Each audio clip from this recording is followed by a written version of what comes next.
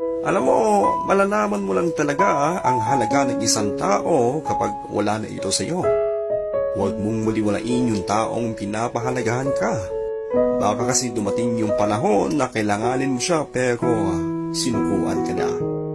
Malalaman mo lang talaga ang halaga ng piso kapag nagkulang ang pamasahe mo. Katulad din na malalaman mo lang ang halaga ng isang tao pag wala na ito sa iyo. Pag wala na sa tabi mo at hindi mo na siya nakikita.